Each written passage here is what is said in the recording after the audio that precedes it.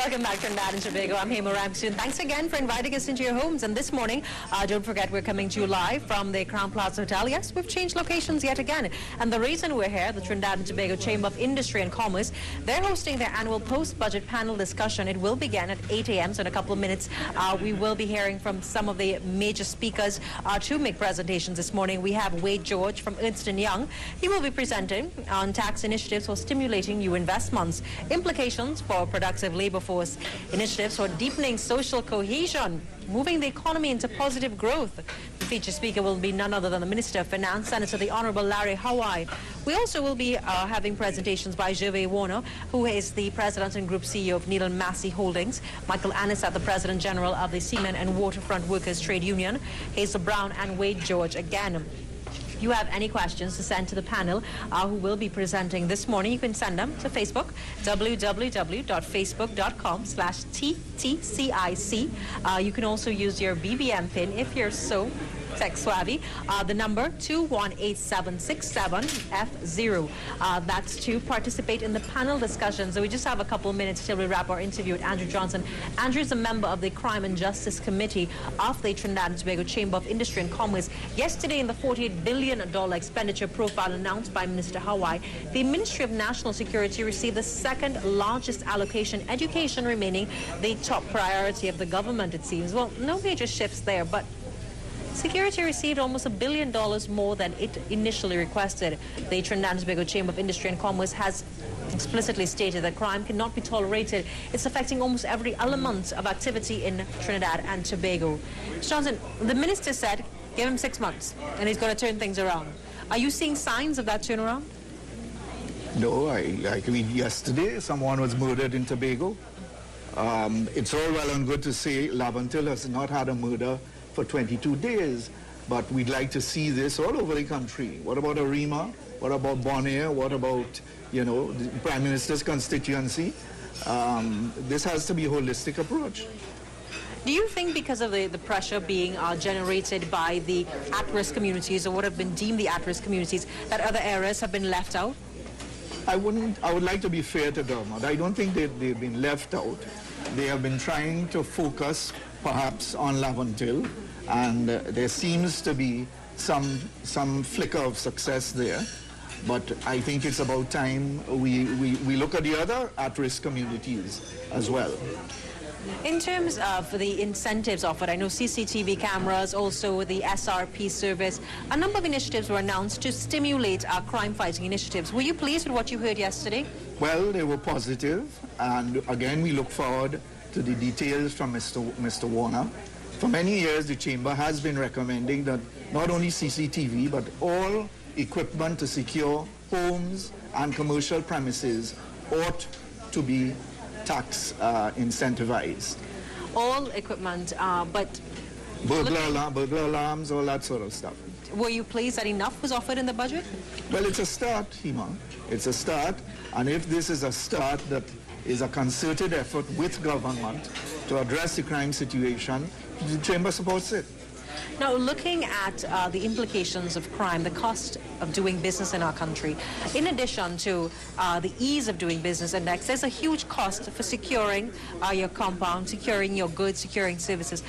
If you had to attach a figure to it, how much has it cost the business community as a result of our inability to quell the crime situation? That's a very difficult thing to quantify, because each business has different needs and different level of needs. I think that in order to be fair, I feel that it is something like, it must be about easily 10% of the revenues from any business. I think that it is fairly fair to say. Now, looking at the way forward, Mr. Johnson, and I know we just have a couple minutes till we wrap this interview, what else would you have liked to see in the budget? I would have liked to have seen a little bit more about securing our borders, because we are very concerned with where all these arms and ammunitions coming from. We don't have an arms and ammunition industry that is a lawful one in Trinidad and Tobago. The Minister Hawaii spoke about a new naval operations plan. Perhaps Mr. Warner is going to indicate a little bit more about this. I'll give him the benefit of the doubt. But the securing of our borders is extremely important. There are little bits and pieces that we keep repeating, you know, making sure that our police officers are properly compensated, the productivity is up, the vehicles are maintained and are supplied and reinstated when they need to be. The abuse of the vehicles ought to stop, and there should be more conspicuity. We said this over and over again, and although Minister Huwai has not specifically referred to those in the speech yesterday, hopefully Mr. Warner will include this in his 72-point plan. Looking at crime, and let's talk about the way forward, social interventions and social programs. Obviously, we can't just attack the symptoms, but the root causes. Social programs received a huge chunk of the budget. Are you satisfied with the social interventions being put in place? Well, once NGOs are being captured in that net of assistance, and organizations that have been tried and tested, like the Boy Scouts, Girl Guides, the Cadet Force, we support those interventions. They are valuable not only in high crime times, but also in low crime times. This, I suppose, is where we will look for value for money for the 5.5 billion.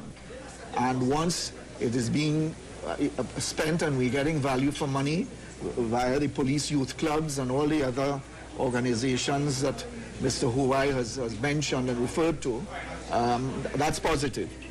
Now, also the interventions, holding those accountable. Crime is not just looking at battling the criminals on the street, but the justice system also plays an integral role in bringing it all together. Yes. Is there really a holistic approach to all of this? Well, I assume that in the many talks that our former Minister of Justice, the coming Minister of Justice, the Prime Minister and Minister Warner have had with the Chief Justice and other persons that lead the administration of justice, that these have been the subject of their talks. Because what else is there on the national burner so far? Now, Andrew, we just have about a minute till we wrap this interview. Your closing comments to Trinidad and Tobago.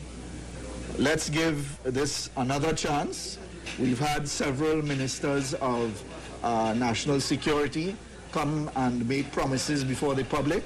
Let's listen to what Mr. Warner has to say in the details, and I hope CNC3 will come back and interview in the chamber on those details. We will. I'm Abraham, so now go straight to a break. And when we come back, we're going to go to the podium. We're here at the Crown Plaza Hotel, and the reason we're here, the Trinidad and Tobago Chamber of Industry and Commerce, they're hosting the 2012 annual post-budget panel. It starts at 8 a.m. We now go to a very short break.